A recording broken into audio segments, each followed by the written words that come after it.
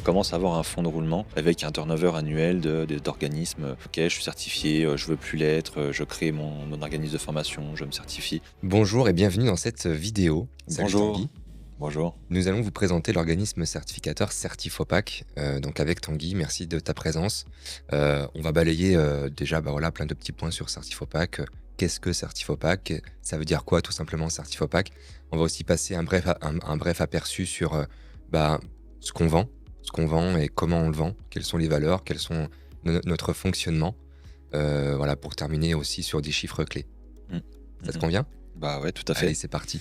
Alors, est-ce que Tanguy, tu pourrais nous expliquer en quelques mots la genèse déjà du mot Certifopac? Pourquoi Certifopac? La genèse du mot Certifopac, je pense que c'est important qu'on finisse par en parler et l'expliquer publiquement parce qu'à chaque fois, on a de multitudes d'interprétations sur le sujet et beaucoup de blagues également sur le sujet. Alors déjà, en fait, Certifopac, pourquoi opaque? Parce que dans la genèse, donc il y a 5 ans, 2019, l'arrivée de la certification Calliope sur le marché, dans les textes de loi, en fait, il y avait un nouveau terme qui apparaissait, c'était le terme opérateur prestataire d'action concourant au développement des compétences.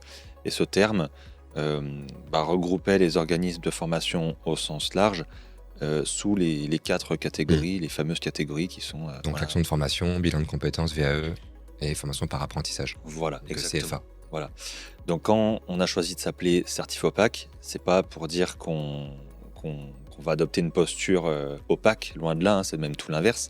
C'est plutôt qu'on est les certificateurs des opaques. Donc on a voulu... Donc vraiment spécialisé dans le champ de la formation professionnelle. Voilà. En fait, le nom de notre organisme, il a cet objectif, il est censé rappeler notre spécialité dans le champ de la formation professionnelle. Et chose qui est toujours vraie en 2025, puisque nous gravitons toujours dans le champ de la formation avec Calliope, bien sûr, mais aussi une certification de compétences sur l'intelligence artificielle générative.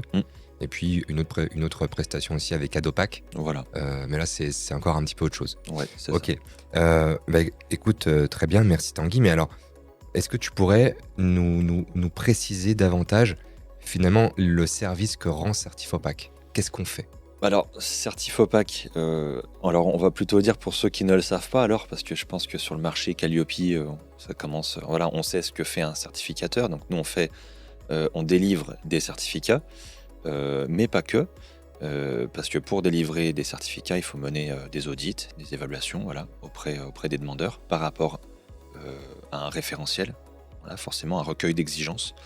En fait, ce certificat, il va apporter une reconnaissance et puis une confiance à celui qui l'obtient. C'est en fait la preuve qu'on a passé le test, qu'on a réussi ou qu'on est conforme vis-à-vis d'une série d'exigences. Voilà. Je peux faire un parallèle, mais même si ça n'a pas grand-chose à voir, mais un permis de conduire. Voilà. Quand on passe notre permis, il y a tout un recueil d'exigences, une grille d'évaluation, et si on a un certain niveau de compétences vis-à-vis de cette grille, on obtient notre permis. Voilà.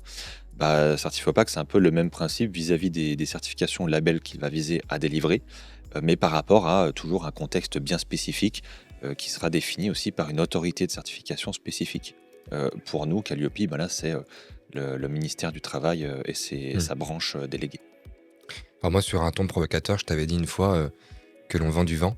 Ouais. Et j'aime bien ton terme de vendre de la confiance. Cette confiance, elle s'appuie sur quoi pour toi?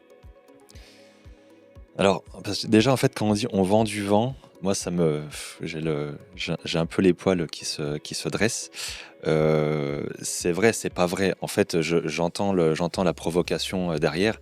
C'est juste qu'on vend quelque chose qui ne se voit pas. C'est surtout ça. Parce que c'est facile quand on vend un produit, par exemple. Là, ça se voit tout de suite. Par contre, quand on vend une certification, on comprend pas trop ce qui se passe derrière. Il y a une reconnaissance, il y a une marque. Et puis derrière, il y a tout ce questionnement et toutes ces interprétations aussi sur, au final, quel est le rôle de Certifopac. Voilà, jusqu'où notre rôle va. Et souvent, il y a des confusions là-dessus. Et donc, quand on dit qu'on vend de la confiance, nous, en fait, surtout, ce qu'on vend, c'est une garantie. Tu vends ta signature sur un papier, quoi. Alors, tu dis, OK, j'atteste que... Je vends ma signature sur un papier. Ça, c'est vraiment le terme le plus simpliste, hein, mais au Mmh. final, c'est ce que les organismes vont aller rechercher, hein. Pourquoi ils veulent se faire certifier Calliope dans un pourcentage assez élevé des situations? C'est pour avoir un certificat qui leur donne l'accès à des financements. Mmh. Voilà, il y aurait peut-être pas ces financements derrière, on n'aurait peut-être pas un nombre aussi important de certifiés Calliope. Parce que même si ça reste une démarche volontariste, il y a quand même cette question de coût et d'énergie derrière, voilà, et d'intérêt aussi. Si les parties prenantes d'un organisme de formation imposent la demande d'une certification Calliope, alors naturellement, ils se tourneront vers cette certification, même si c'est une démarche volontaire. On peut faire le pareil, hein, ISO 9001. ISO 9001, c'est la norme qualité, système de management de la qualité. C'est une norme volontaire. Bah voilà, un organisme qui n'a pas forcément de pression vis-à-vis de ses partenaires d'être certifié ISO 9001 n'ira pas forcément se tourner vers cette norme, sauf objectif interne voilà, de structuration, de performance. Par contre, voilà, le fournisseur qui dit ah bah tiens, tu veux accéder à tel marché, bah moi je bosse avec toi que si tu es ISO 9001. Nous on bosse qu'avec des ISO 9001. Bah là on va être forcé de se faire certifier. Bah, au final, Calliope c'est pareil, les autorités, les financeurs, qu'est-ce qu'ils disent? Ah tiens, tu veux mes financements, tu veux de l'argent, bah, sois certifié Calliope. Et puis en plus, on a cette inscription dans la loi qui ajoute un poids supplémentaire qu'on ne retrouvera pas chez toutes les certifications. Uniquement si l'organisme souhaite bénéficier des fonds formation Ouais, ouais, ouais. et fonds publics. Bah, voilà. Après, c'est sûr qu'un organisme qui est autonome dans son financement, c'est-à-dire que c'est un financement direct, il a son client, il arrive, tac, il paye d'un coup. euh, il peut se faire certifier Calliope, ça lui apportera certainement des atouts en termes de process, en termes de structure de son process. Mais encore une fois, l'intérêt pour lui, si son business tourne bien, si c'est efficace et que voilà, lui ça lui convient, il n'a pas d'obligation derrière, quoi. Mmh. Mmh. Ok. Aujourd'hui, c'est quoi la cible chez Certifopac? Qui travaille avec Certifopac? Bah, qui travaille tous les organismes de formation qui aujourd'hui bah, ont besoin de financement. Des Voilà. petits, des gros? Après des petits, des gros, on a quand même une bonne partie de petits organismes. Ça ne veut pas dire qu'on ne sait pas travailler avec les gros, loin de là, parce qu'on a vraiment des plus gros organismes dont les références sont visibles aussi sur notre site internet et avec qui on a la chance de pouvoir travailler. Donc c'est quand même, comment dire, c'est quand même disparate. Après, je pense que c'est aussi. Mais après, c'est représentatif du marché aussi. Voilà, c'est ça. Voilà. C'est, si tu regardes aussi dans la liste publique des centres de formation, il y a 120 000 organismes. Mm. Il y a énormément d'auto-entrepreneurs Bah voilà. ou d'entreprises individuelles en SASU, en SARL, enfin ou autre. Donc de tout petits organismes. Et donc, ça se reflète aussi dans Bah, le c'est ça. portefeuille En fait, client des certificateurs. et puis surtout que nous, bah, quand on a démarré, on n'avait pas forcément de réseau ou d'historique avec je sais pas moi, des réseaux d'organismes de formation, des partenaires ou autres.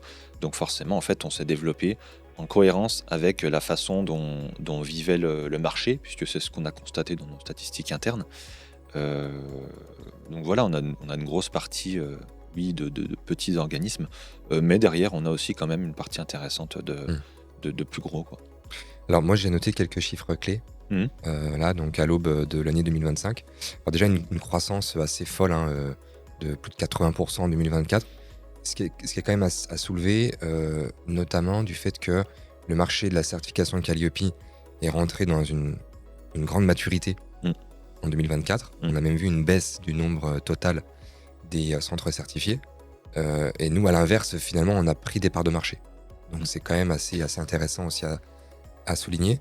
Plus de 3000 audits réalisés cette année. Alors bien sûr, des audits aussi d'anciens clients, enfin d'organismes qui étaient certifiés chez nous Qui était déjà certifié, depuis qui 2021, renouvelle. voilà, qui font leur surveillance, leur renouvellement. Des audits blancs aussi. Et donc des audits initiaux, plus de 1000 clients, rien que sur l'année 2024, ce qui est énorme. Et donc bien sûr, une équipe aussi pour renforcer la demande, plus de 25 collaborateurs actuellement chez Certifopac. Est-ce que tu veux peut-être en parler un petit peu par rapport à ces chiffres clés, toi, ton ressenti sur le sujet? Bah, alors déjà, en fait, sur les chiffres, sur la croissance en 2024, malgré un marché Calliope qui atteint sa maturité. Alors oui, on a une maturité dans les chiffres, c'est-à-dire que, bah, comme tu disais, voilà, on a un nombre On était à 45 000 certifiés, on redescend à 44, 43. Bon, d'accord. Donc ça va forcément dire que là, on commence à avoir un fonds de roulement avec un turnover annuel d'organismes. Ok, je suis certifié, je veux plus l'être, je crée mon organisme de formation, je me certifie.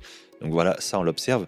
Mais après, il y a aussi une maturité opérationnelle qui, à mon sens, est toujours en train de se construire, c'est-à-dire l'habitude des organismes vis-à-vis des exigences du référentiel, sachant que la majorité des organismes, ils ont vécu, enfin la plupart des organismes qui ont vécu un cycle, il y en a encore tout récemment, ils ont découvert l'audit de renouvellement. Voilà, ils ont découvert que, parce qu'ils sont un peu repenchés sur leur Calliope, que l'audit de renouvellement, on allait aussi loin que lors de l'audit initial.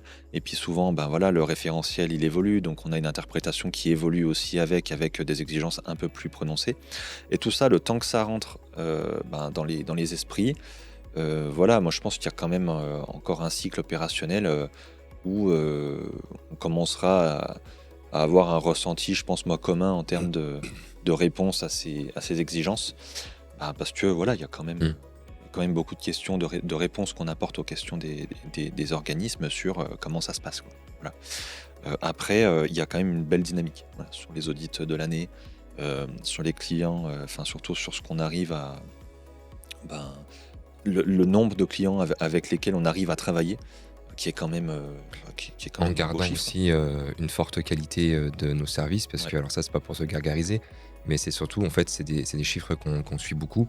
Les avis Google, les avis vérifiés, c'est encore un autre dispositif qui est soumis à normes, qui permet de bien garantir que les avis sont vérifiés, comme son nom l'indique. Donc plus de 300 avis Google, Bah, et ouais, des taux 300 de avis recommandation Google, qui sont assez élevés aussi. et puis plus de 200 avis vérifiés, je crois. Ça. 250. Voilà. Avec des. Après, bon, voilà, ça reste. Alors, avis vérifié, c'est sympa parce que justement, comme son nom l'indique, c'est de l'avis vérifié. Après, Google, forcément, on tend quand même à, à avoir des avis qui soient fiables. Mais en fait, le plus intéressant derrière tout ça, c'est de se dire, si on veut faire de la qualité, elle va reposer sur deux choses. C'est la réponse, la satisfaction du client vis-à-vis de la réponse qu'on fait face à son besoin. Voilà, donc ça c'est une des bases, c'est satisfaction client. Et puis derrière, c'est amélioration continue. Voilà, c'est notre capacité. Alors, c'est pas juste fournir un service toujours plus performant, mais c'est aussi cette remise en question en interne pour se dire, est-ce que tout ce qu'on a à l'instant T, ça suffit, ou est-ce que il n'y a pas des choses qu'on pourrait améliorer, faire mieux, et est-ce que ça suffira demain? Voilà. Et si on veut faire de la qualité, ça passe là-dedans. Donc ça passe par, tiens, on a plus de clients cette année, il nous faut plus de ressources, qu'elles soient humaines ou matérielles, ou une revue de l'organisation. Voilà. Donc ça, c'est hyper important, parce que si on n'a pas cette prise de recul-là, on ne sera pas capable justement d'avoir du répondant face à cette demande, et on sera plus capable de fournir un service de qualité. Voilà. Et nous, c'est notre enjeu premier. En fait, on est toujours capté dans cette vision-là où il faut faire de la qualité, il faut se remettre en question, et il ne faut pas hésiter à... Il y a de l'embauche, il y a des changements à faire, paf, on les fait pour Et si on, voilà. si on fait le parallèle aussi avec les trois valeurs qu'on a identifiées et que l'on partage, qui sont la transparence, l'innovation et l'expertise. Alors l'expertise, c'est sûr, on se promeut pas nous-mêmes experts, mais enfin, du moins, on essaie de tendre vers l'expertise dans nos services. Et je pense que ça rejoint aussi ce que tu dis là par rapport à la satisfaction client. C'est que qu'est-ce que le client aujourd'hui recherche dans le cadre de la certification? Moi, je me souviens quand on est arrivé sur ce marché-là, on s'est retrouvé avec pas mal d'organismes certificateurs de 20-30 ans d'ancienneté, à faire des grilles d'audit sur Excel ou des rapports sur Board.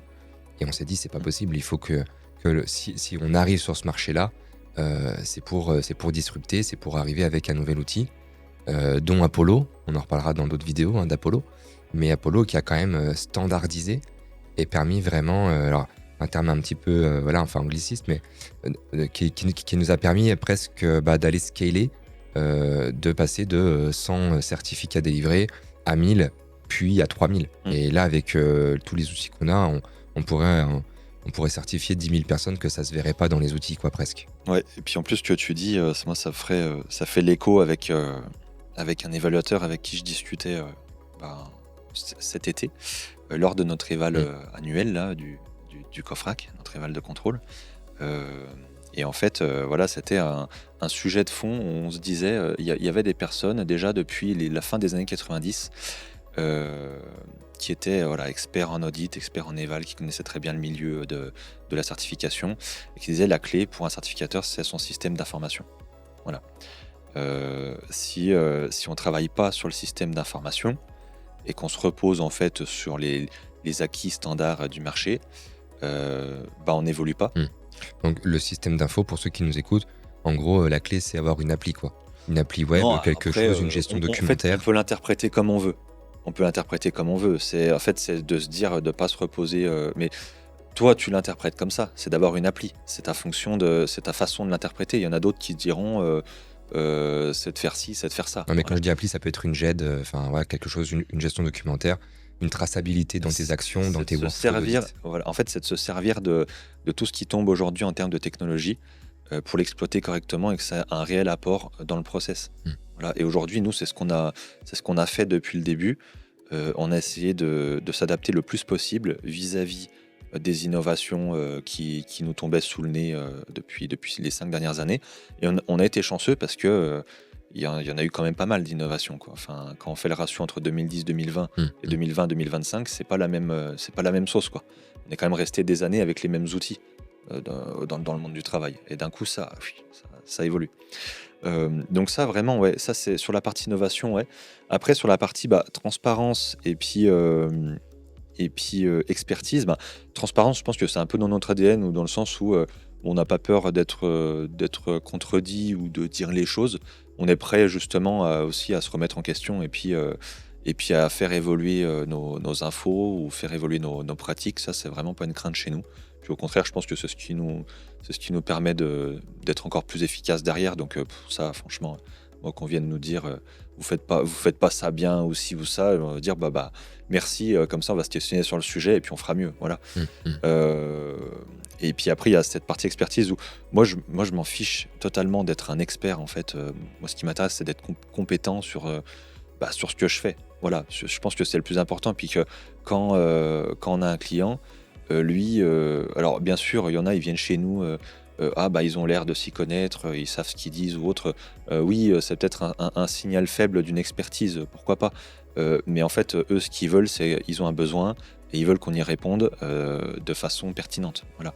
Et c'est pour ça que pour moi, le plus important, c'est d'être compétent, d'être prêt à développer constamment cette compétence, parce qu'en fait, on peut être expert à un moment donné, mais ça dure qu'un temps si on se repose sur son expertise. Voilà. Donc, faut toujours être prêt à la construire, à la développer, quoi. Pour conclure, tu me parlais de ça tout à l'heure. Tu me disais, de toute façon, la priorité, l'obsession, c'est le service client.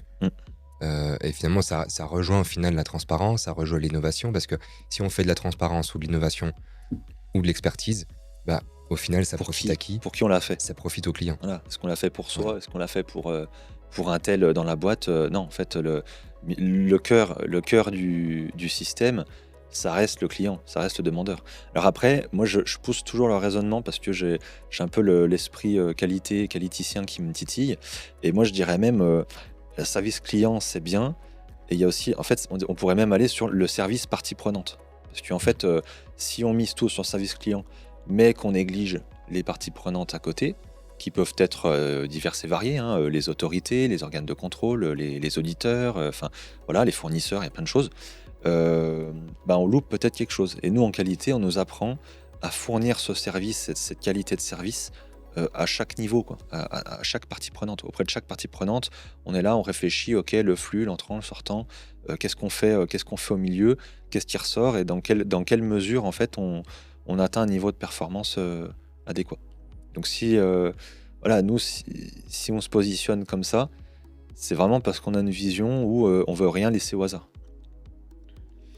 Super. Bon, écoute, je crois qu'on a fait le tour. On a parlé de notre mission, des enjeux.